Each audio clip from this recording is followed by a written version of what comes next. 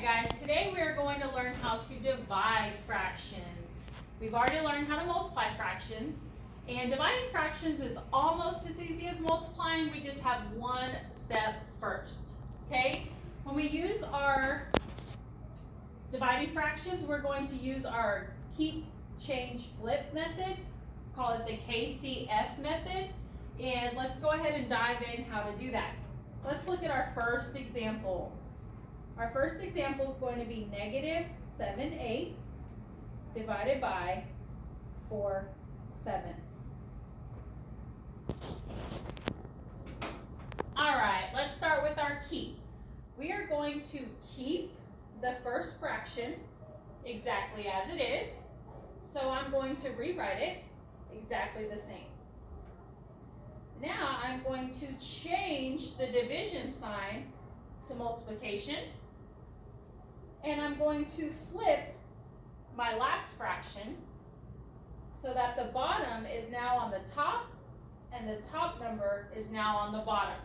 We call that the reciprocal, the flip. Okay? Now, look what we have here. We just have a multiplication problem, and we've already learned how to do that. We're going to do top times top, bottom times bottom. Remember, we're going to ignore the negative until the very, very end. Okay? So, top times top, 7 times 7 will get me 49.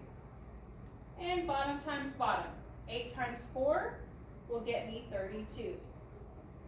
Okay? Just like before, anytime we see those fractions, we're going to change them to decimals. We do that because we have our calculator, and it makes it much more simpler for us to find our answer. Okay, so let's grab our calculator and do 49 divided by 32. And as you can see, it gives you several numbers after the decimal, but we're just going to go ahead and stop at the first two. Okay, let's go back to our negative sign. If you remember from multiplying fractions, we talked about integer man. He has two negatives for eyes and a positive sign for a mouth. Okay, so we look at our first fraction and it has a negative, so we go cross out a negative sign. And we look at our second fraction and it is positive. I know it's positive because it does not have a negative sign in front of it. So I'm going to cross out the positive, which leaves me a negative number. My answer will be negative 1.53. Remember, your answer choices will be in fraction form. You have to change your answer choices to decimals and then find the match. All right, if you didn't get any of that down, you can rewind it, pause it, do whatever you need to do. Just make sure you got all the example down. Okay, example number 2.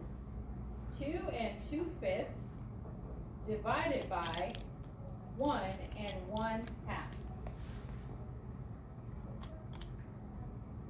Remember when we talked about changing our mixed numbers to improper fractions using Texas popcorn? Well, we have to do the same thing for division. So remember, we call it Texas popcorn because we add here, we multiply here, and we go in this direction. So it's TX, and then it looks like a popcorn kernel. So I'm just going to follow along. 5 times 2 is 10, plus 2 is 12. Becomes my top number, and I keep the bottom number exactly the same. It stays 5. We don't change it. Okay? Now, I have another mixed fraction, so I have to do Texas popcorn again. So 2 times 1 is 2, plus 1 is 3. And my bottom number stays the same. It does not change.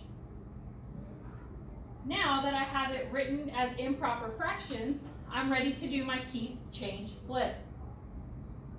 I keep the first number, rewrite it. I change this to multiplication, and I flip this number so that the bottom is on top and the top is on the bottom. Now I'm ready to do my top my top times top and bottom times bottom, because remember now all I have is a multiplication problem. Okay, so 12 times 2 is 24, and 5 times 3 is 15. All right, you guessed it, we're gonna go ahead and change our answer to a decimal. So I grab my calculator and I do 24, the top number, divided by the bottom number, and it gets me 1.6. I do not have any negatives on this problem, so I don't have to worry about integer man. Okay, last example. 5 divided by 3/4.